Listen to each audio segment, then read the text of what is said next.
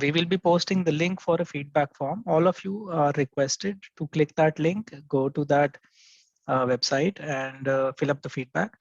We will also be sharing after the next session how to fill up the feedback forms for those who are unable to understand how the feedback form was to be filled. We will be giving a short demo, but the link is to be shared, will be shared shortly. My request is all of you, please do not leave the session without filling up the feedback form.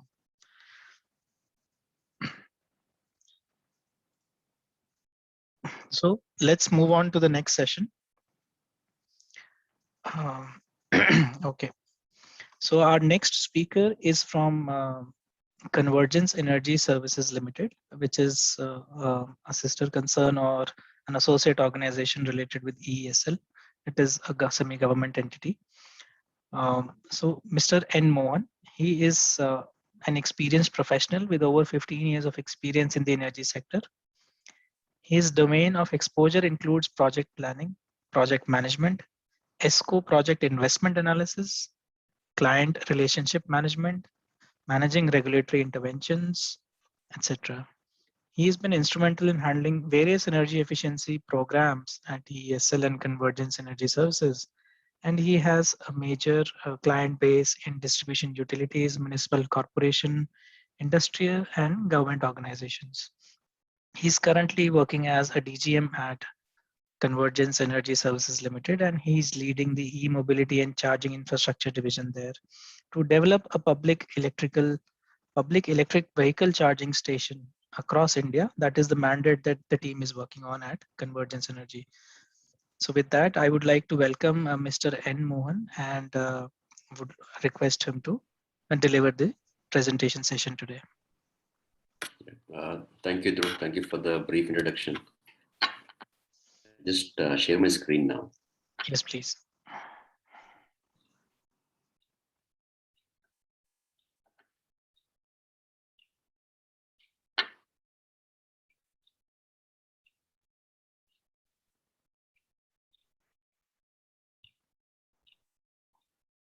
Hope it's visible to everyone. It's visible. Yeah, thank you, Dhruv.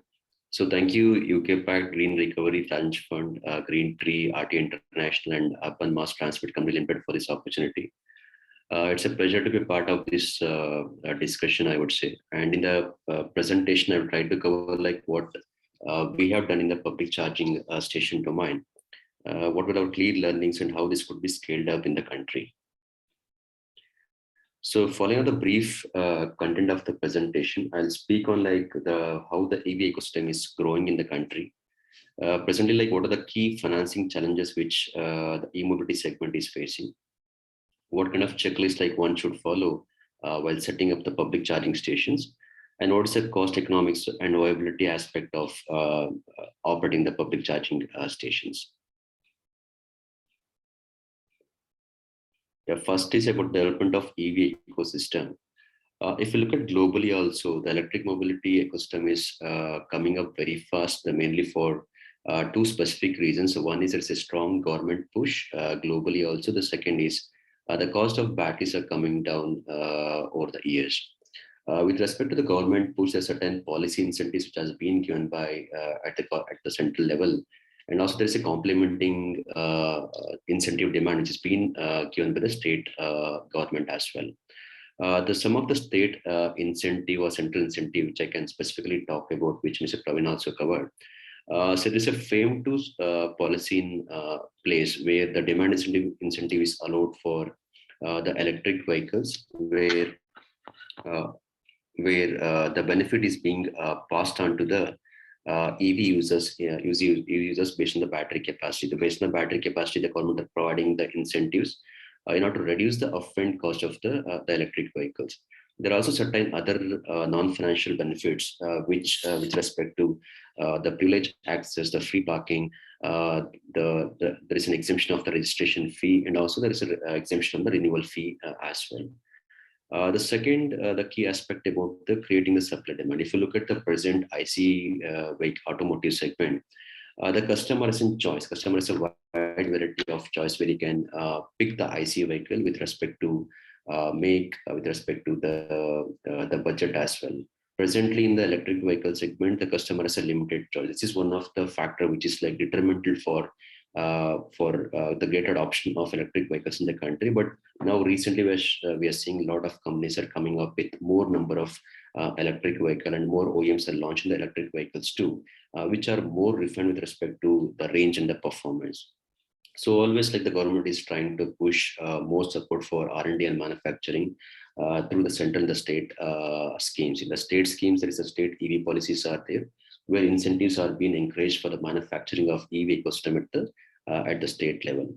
And there is also a thought process of mandating a certain percentage of vehicles as EVs also. But this has been done in some of the other European countries, where the manufacturers have been mandated to manufacture a percentage of vehicle as electric vehicles.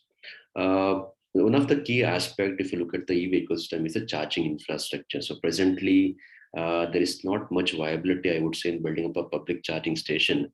So most of these activity or mandate has been given to the government departments and the public sector entity in the country. So the government departments are leading the basic infrastructure which is required for the electric mobility adoption in the country, and they're trying to work as a market enabler or market creators. Also, there is a clear provision which has been allowed for the charging infrastructure in the commercial, the residential, the public areas are concerned. So these are some of the interventions which are helping towards like building the ecosystem in the country.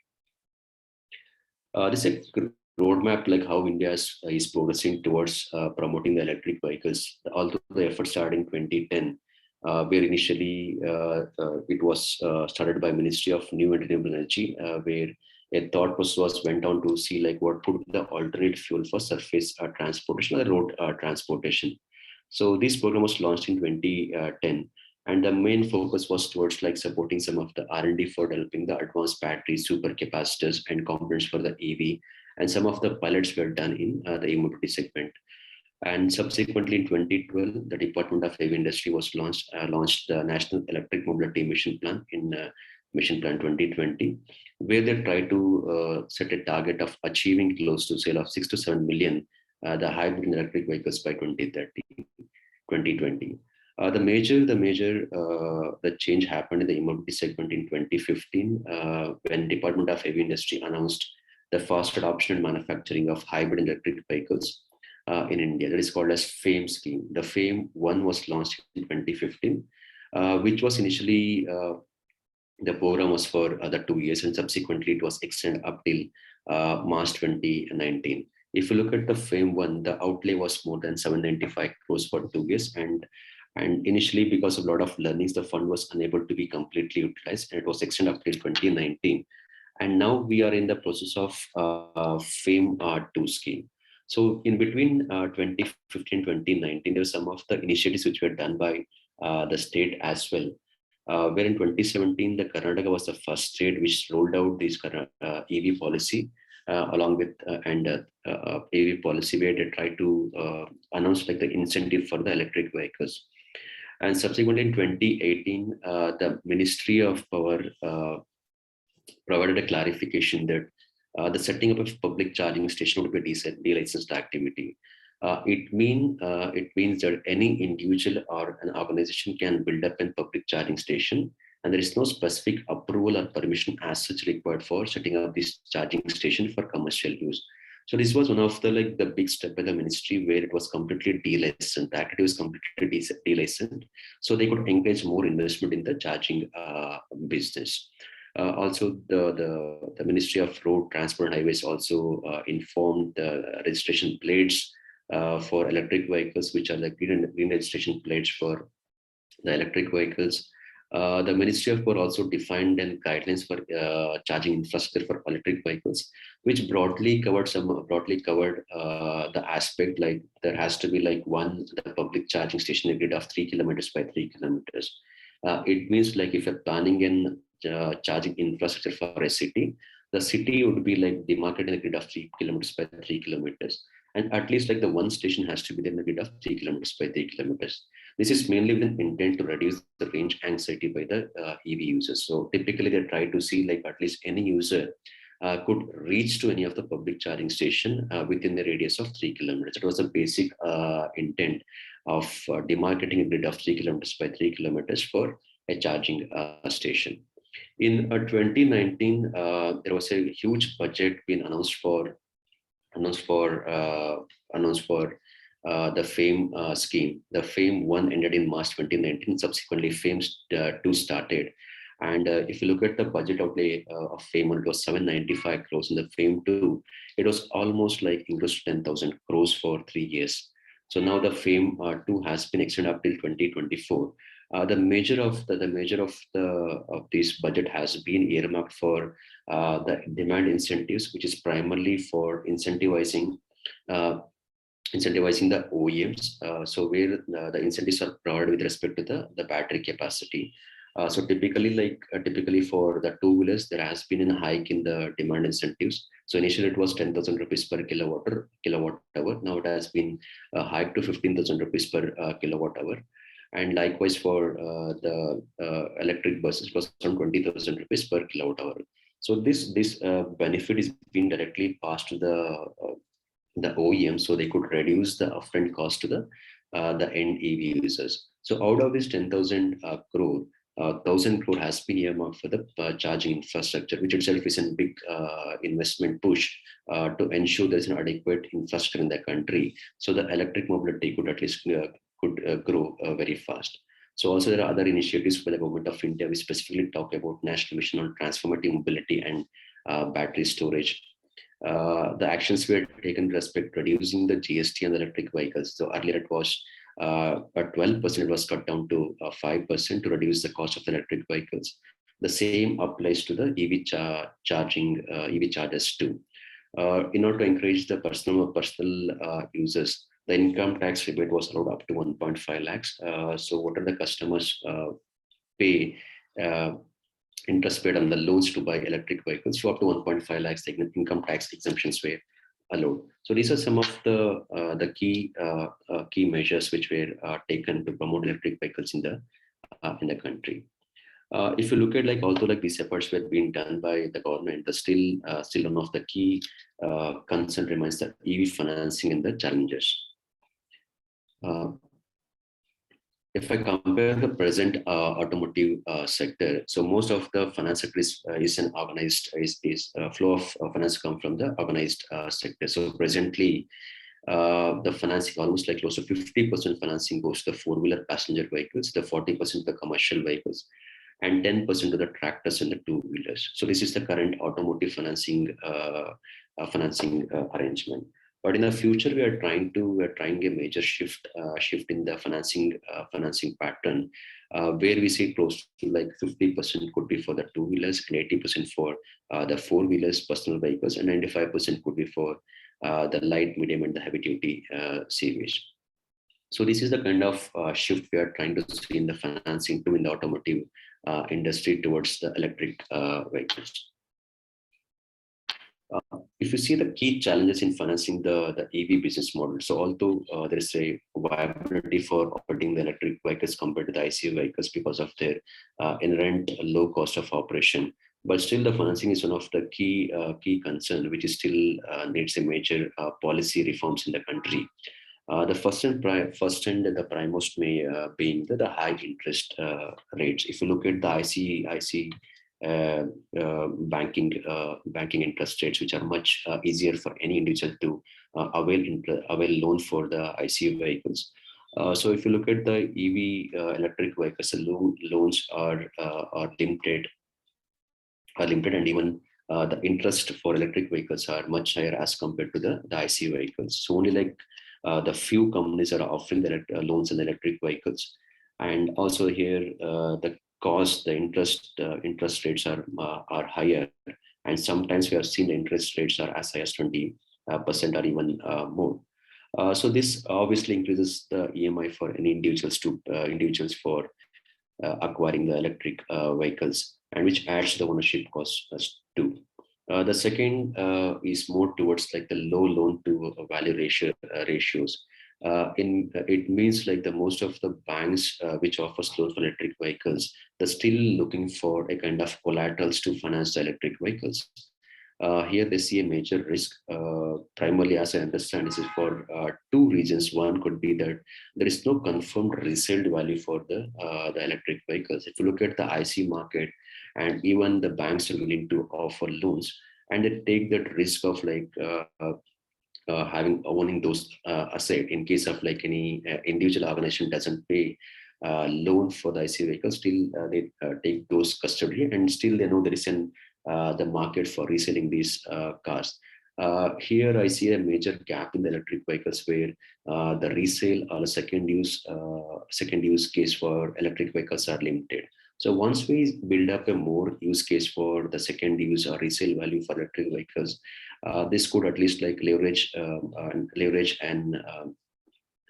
low financing costs for the electric vehicles. Limited financing option, as I here presently, I think a very few banking companies which are offering the financing on the electric vehicles. So we have SBI Green Card loan.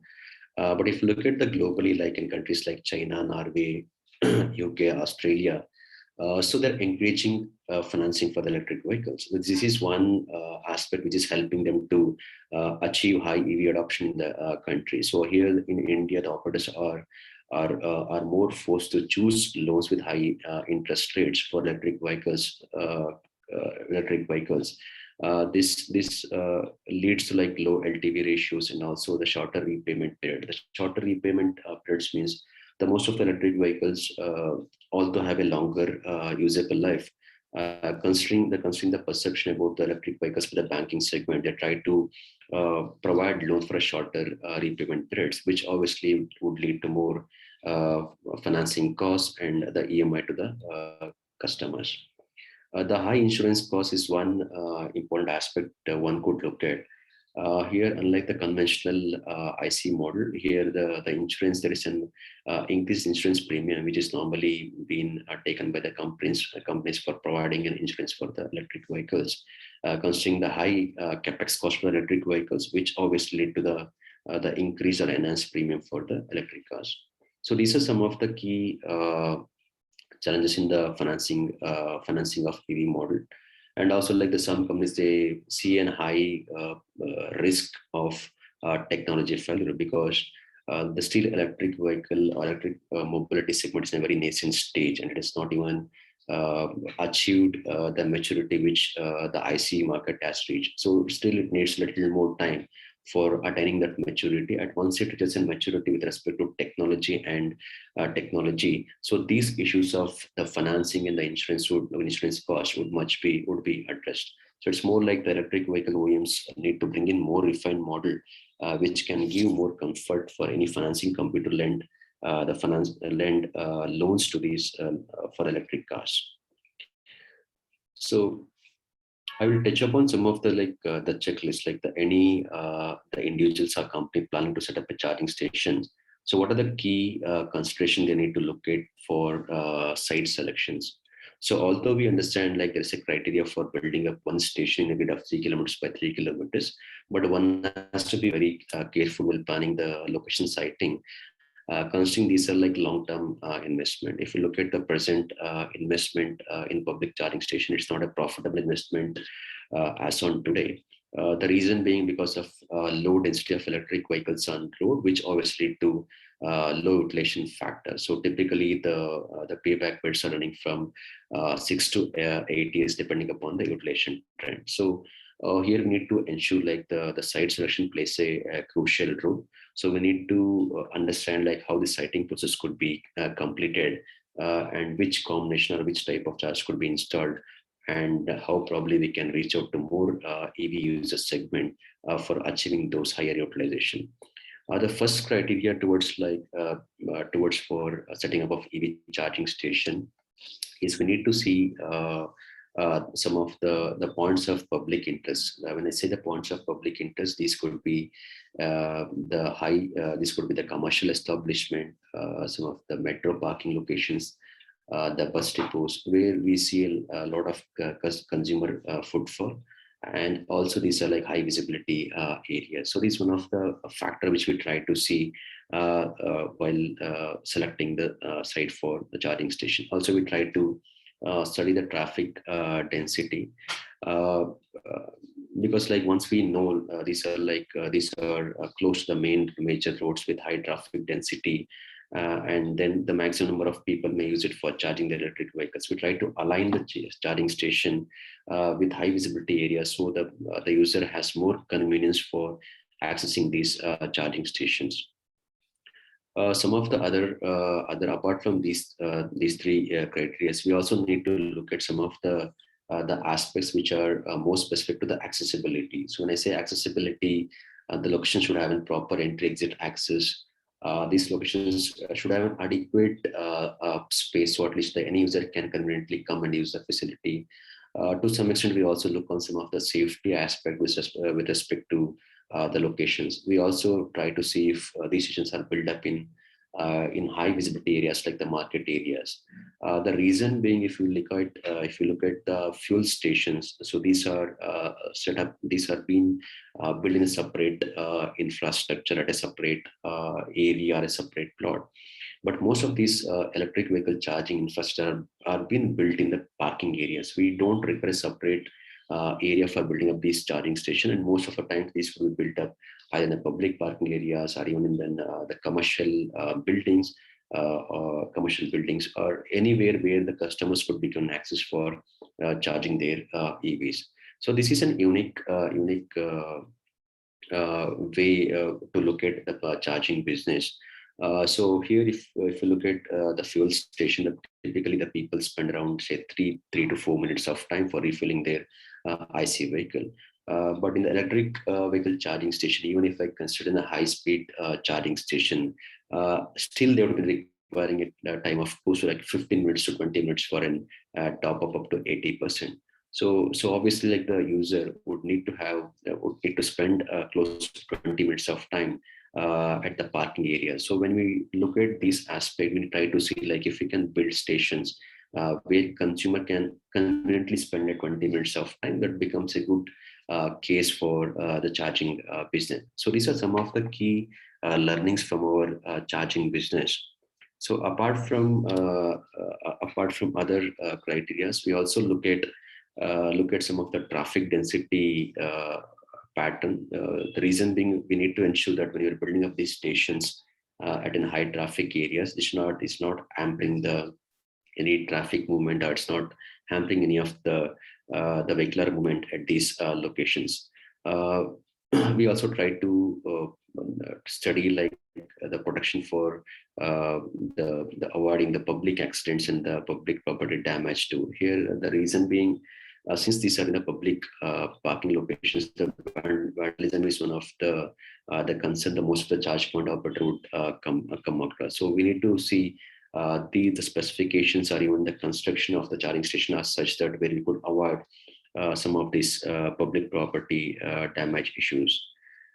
Uh, the last is more about the future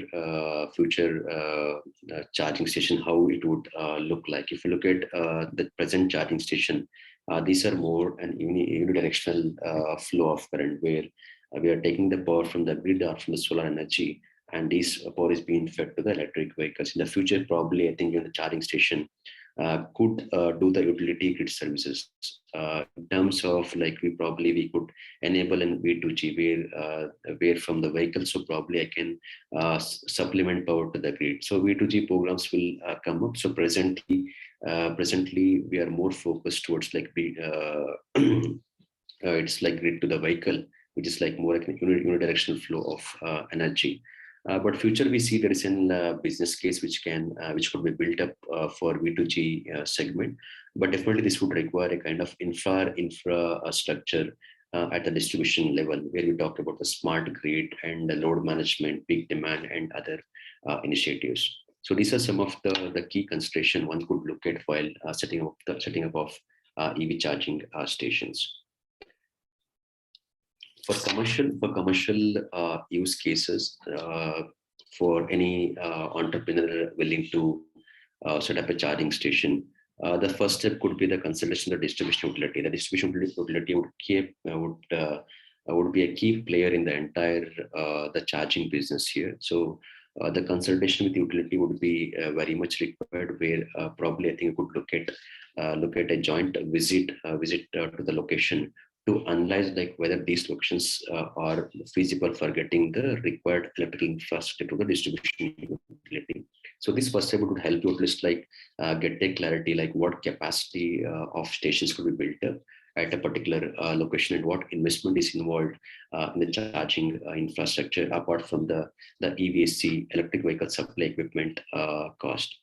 The second is more towards doing the consultation with the government authority towards the public planning, where we try to reach out to most of the land partners like the urban municipalities or the private developers to ascertain like what kind of steps are required to ensure like we are creating a proper charging station which has most visibility and accessibilities are maintained at these locations.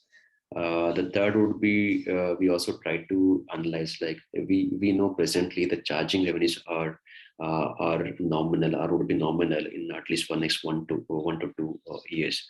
So obviously we need to look at some of the non-tariff revenues, which perhaps is more towards like doing a branding and advertisement for other companies, so we can generate some of the revenue from the existing public charging station location. So even while looking at the commercial checklist, so one could look at what is the like potential for the advertisement at these locations.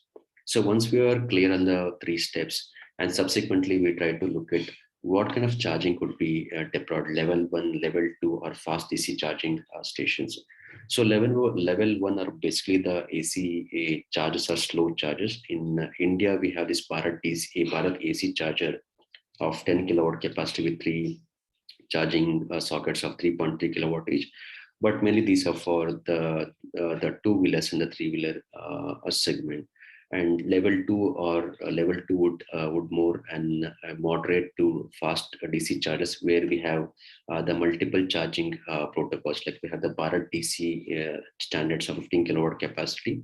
Then also we have like higher fast DC charging protocols like the CCS2 CharDemo Type 2 AC standards. Then fourth, we'll try to select what type of chargers are more feasible at those locations for the charging infrastructure. The fifth is more towards about the consultation with the business owners. We're trying to see like how can we supplement some of the other source of energy to these charging stations. So obviously like initially, if you're planning a station within a city, the grid access would be the cheapest source of power one could look at. But if we haven't space to add up the solar energy along with the battery storage, that would become a viable case once we have a high rotation factor from those charging stations. Yeah, so these are some of the steps which is more towards getting those engagement with electrical contractors and distribution utility for getting those infra in place. The consultation with the property owners and the EV promoters. Why we need to work with the EV promoters? So basically, this could be the electric vehicle OEMs, or this could be the fleet operators or the EV aggregators. Here we try to see that if we have an alignment with respect to their demand preference. So many times, if you look at the business of the shared mobility partners, they have a lot of information with respect to the high demand locations where they see a lot of consumer offtake with respect to the high pickup areas and drop areas. So we try to speak to those EV promoters. We try to understand what are their preferred demand locations, and we try to align our stations with their requirement. Once we do that, at least we can ensure that we are getting a minimum utilization from those EV fleets. And subsequently, there is no specific approval as such required, but these charging stations will definitely require and inspections by the distribution utility, conforming to the safety requirements of operating these EV charging stations. And last step is like once we're done with the completion of installations, so then subsequently it's more about like onboarding the charging stations within charge point management system and the mobile application and open it for the public use. So economics of operating the charging business here. So we build up, presently we hold a portfolio of more than 370 public charging stations. So we started our journey in 2018. So we launched the National E-Mobility Program. So initially we are promoting the electric vehicles. We tried to we helped the institution to switch from the IC vehicles to electric vehicles. We did the bulk procurement of electric cars and released the electric cars to the institution on a lease model. So in subsequent, we realized that there's a larger role we could play. We had probably, I think we could enable even the private mobility and the shared mobility segments to switch to electric vehicles. And one of the need could be building the adequate charging infrastructure. So we build up this program in a scalable platform. So we try to build a business model which is sustainable for a long run. We do assessment of those locations to ensure like these are more feasible and economically viable for the charging business. The implementation and subsequently the partnership and strategy for scale up. So these are the key five phases which we took for building this charging business. The phase one is more about like developing the business model. Here we refer the MOP guidelines. So MOP guidelines specifies the type of charges. They also specify the rating of the charges. We try to look at the vehicle penetration pattern. We started the first product in New Delhi area. The reason being that Delhi had a higher offtake of electric vehicles at that point in time. So Delhi was selected for our the initial stage of public charging business. The third was like since like we had the experience since we were deploying electric vehicles to the institutional clients. So we had that idea of building up the captive charges for the lease electric cars. So this experience helped us to like understand like what is the process we need to follow for getting those approvals and connections for developing the public charging stations. So others are with respect to the high footfall, the visibility, the ease of coordination with respect to NDMC or central part of Delhi. NDMC is the distribution utilities New Delhi Municipal Council, which is the distribution utility and also the municipal body. So this has helped at least like an ease of coordination.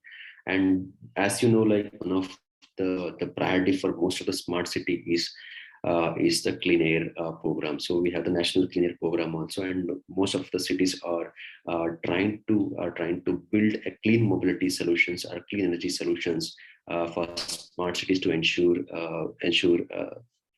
clean air for public. So we know like the most of the polluted cities are in our country, and there is a strong need that we need to work towards enabling the clean mobility solution to ensure there is a clean air for the public and residents. So this is about and this is a specific slide on the MOP guidelines and the charger types. So Ministry of Forest defined the type of chargers. These are the following type of chargers. So broadly, if you look at the Bharat AC and the Bharat DC, these are the moderate or the slow chargers.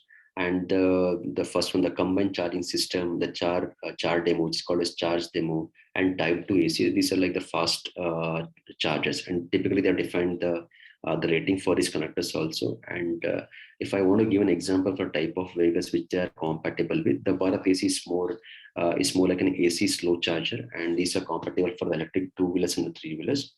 Bharat DC 15 kilowatt capacity is basically is an adopted GB/T protocol, and these are used by electric vehicles like the Tata Nexon, Tata Tigor, and Mahindra e-Verito.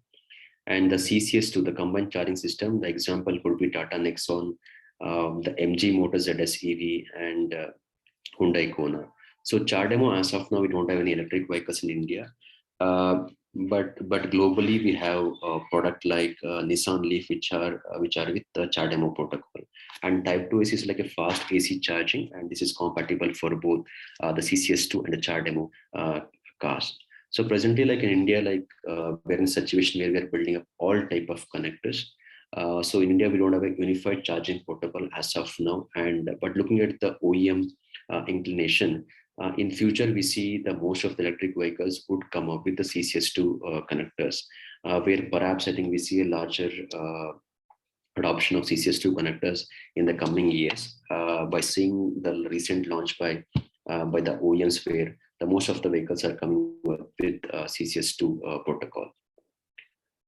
So this is a business model, how we operate with the land partners. And typically, if you see the diagram here, we build the complete infrastructure where we do the procurement, installation, operation, maintenance of the electric vehicle supply equipment. We'll have a kind of partnership with the land partners. So typically, we share a portion of the revenue, with the land partner. We take up the entire responsibility of getting those service connections from the distribution utility, including all those like the load sanction and all those processes would be done.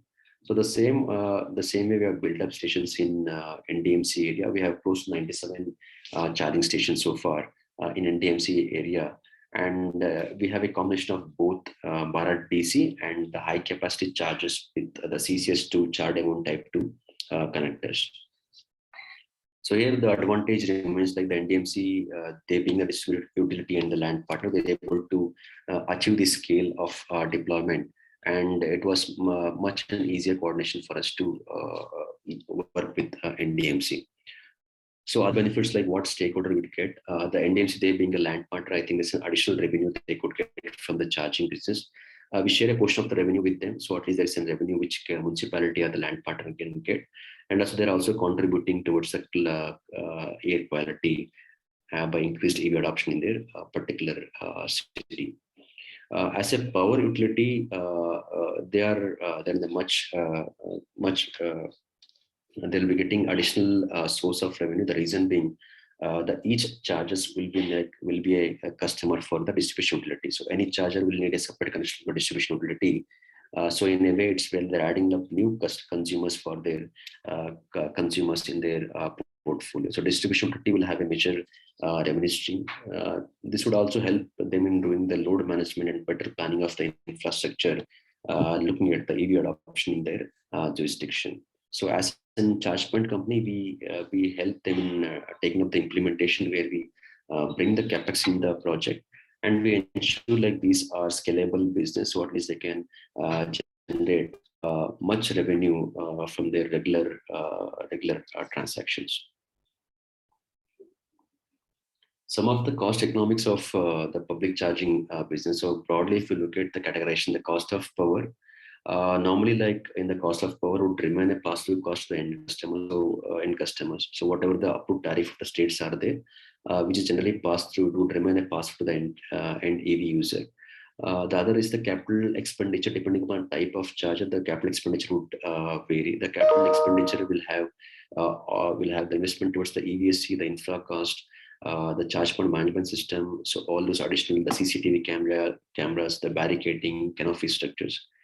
The operational expenditures which are more towards like the mobile applications, the payment gateway, the parking fees, the insurance cost of the EV chargers.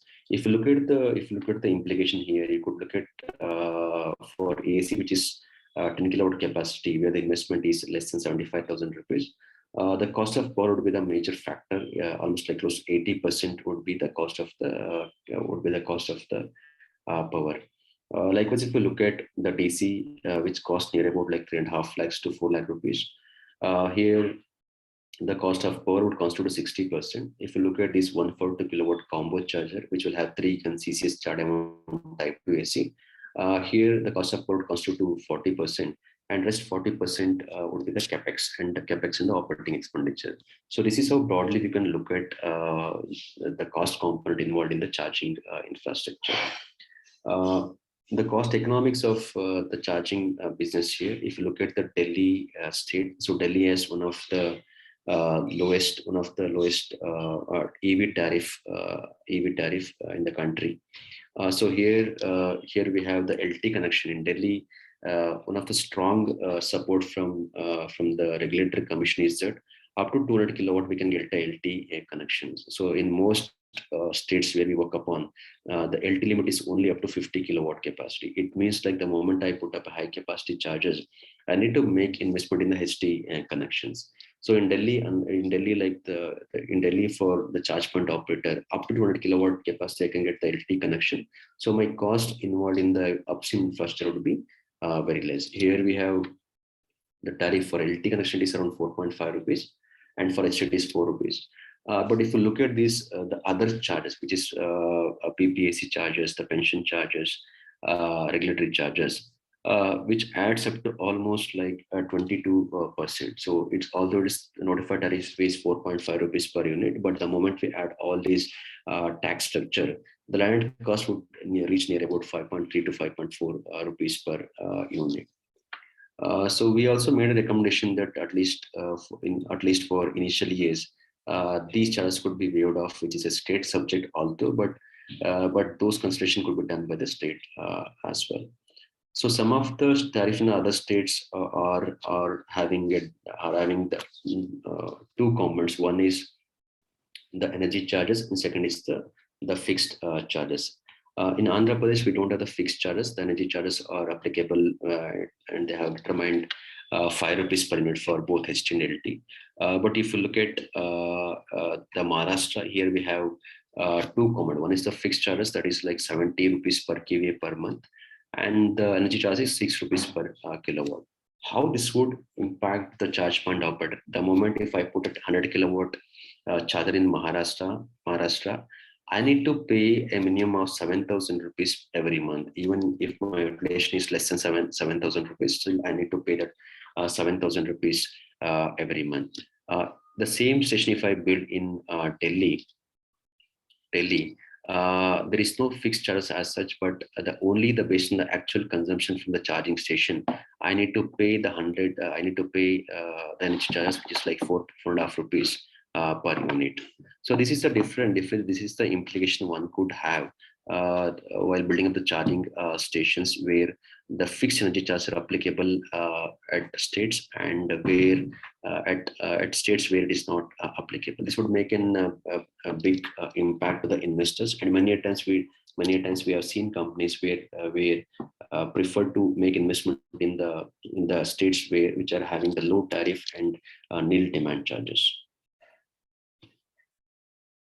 So these are some of the other the expenditure which we spoke on: the civil works, the power connection cost, the auxiliary equipment, and also there are other basic infra which we need to build up at those locations, which are the painting, building those barricading, the infrastructure, the facility management services, the insurance. These are some of the additional operating expenditure one need to at look into while building up these charging stations.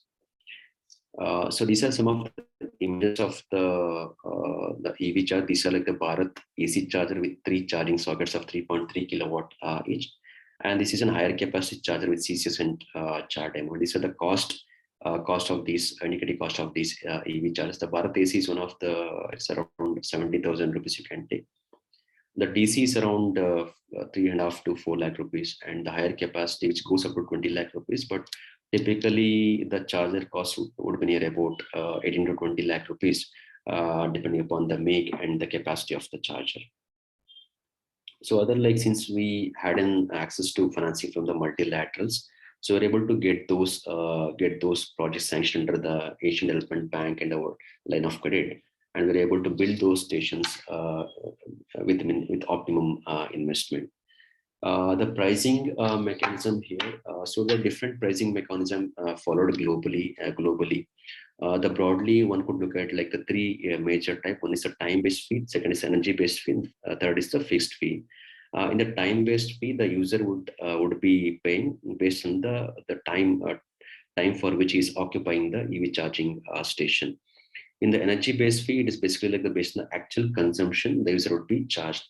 And the fixed fee, that is a flat fee which he has to pay for each connections. So in India, largely we have seen the time-based fee structure and the energy-based fee structure. Presently, what we're following is energy-based fee structure, because most of the times the electric vehicles has a limitation of taking the load because of the ambient condition. I think last in the previous panel discussion, it was shown like how the ambient temperature would impact the mileage of the electric vehicles, and how this would help it will reduce the range too. The same philosophy applies for the charging stations too. Although like the IV chargers are capable of dispensing full output, but there would be limitation on the BMS side of the electric vehicle to take the power. So normally, normally like we have seen people looking more economic way of charging the electric vehicles. So the energy-based charging is more preferred in India as of now. Maybe like subsequently, once we have the more streamlined infrastructure, the people would look at time-based charging as one of the preferred option.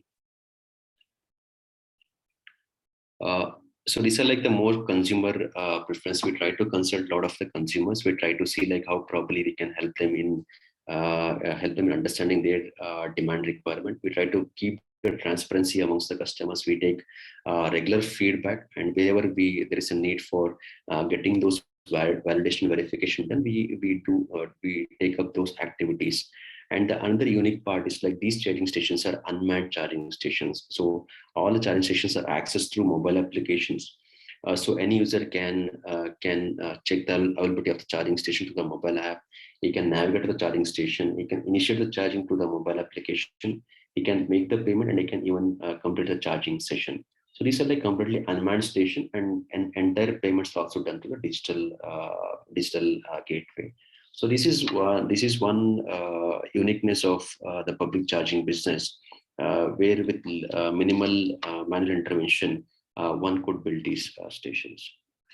So let me pause here. Maybe I'll hand it over back to Dhruv. So I'll be happy to answer any of the questions now. Thank you, Mr. Mohan. Thank you for the informative session. And we have received a couple of questions. So I will take up these questions one by one. Okay, so the first question is there any statutory audit or inspection of charging stations that is done by a third party as per the norms? Okay, so what is required is like the most of the EV chargers are checked by the ARI, Automatic Research Association of India in Pune, or ICAT lab. There are independent labs which do the inspection of the EV chargers before it is being put into operation in the public space. So one checkpoint is like they need to ensure like these are meeting the minimum safety requirement and the performance standards. The second thing is there is a central ST authority guidelines are there which talks about the safety requirement. If you look at most of the charging stations, we ensure like these stations are with double earthing as per the regulation requirement. So there are some checklists which DISCOM would follow, and with respect to charges, this is specified performance testing and safety testing which are done by the independent labs. Okay. So there is one more question related to this.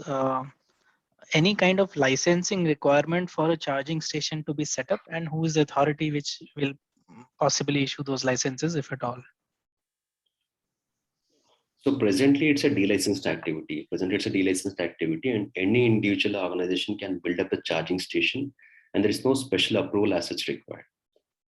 The only thing is like the charger has to be in compliance with the MOP guidelines, and they need to ensure like these are complying with the safety regulations of the distribution utility before commissioning and opening it for the public use. These are the only two requirements. Okay, great. So there is one question from a user who says, I mean, this is, I would say, just a general question out of curiosity. By when can we have charging stations available everywhere? So that's a wish list. Yeah, I think India aspires to have stations by 2030. So because like we see the adoption will be reaching an optimum penetration of EVs in the country by 2030.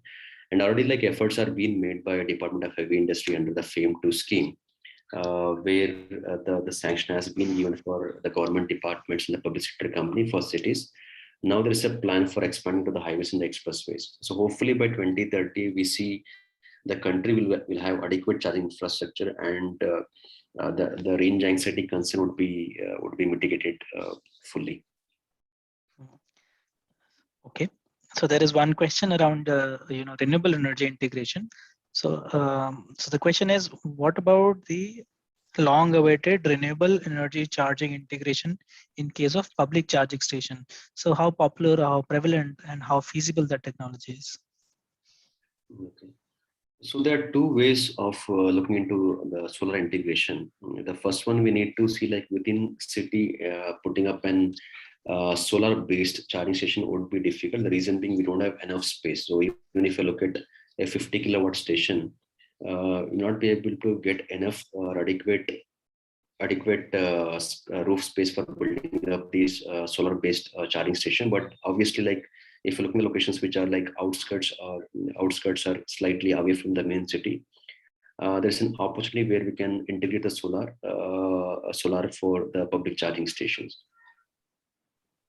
So we see within the business case for solar integration where we have enough space for solar power generation. But if you look at now the recent amendment also in the electricity bill, so probably I think even the public charging stations could demand for the green power. So those kind of like interventions are there. So possibly I think we should not look at generating for the public charging stations. So probably I think we could have a long-term accessibility partnership with the solar power developers. So possibly I think we can get those green power to the distribution utility, and we can claim at least we're powering the electric vehicles with clean power. Correct. So one last question from my side. So how many approximate number of charging stations does EESL operate in the state of Andhra Pradesh? So Andhra, I think the most we have is the captive stations. I think close around 70 stations we have in Andhra Pradesh so far. Okay, great. So with that, I have come to the end of questions that I had at the moment to ask. And if there are any more questions, I would request participants to put them on the chat platform. We will get it answered by the speaker via chat or later on, and we will send it back to you, the replies. So Mr. Mohan, I would now, in fact, like to thank you a lot for taking us through the public charging stations case studies done by EESL. And I thank you a lot for taking out time today and spending this information and awareness with the participants. Thank you, everyone. Thank you. Thank you so much. So we're moving to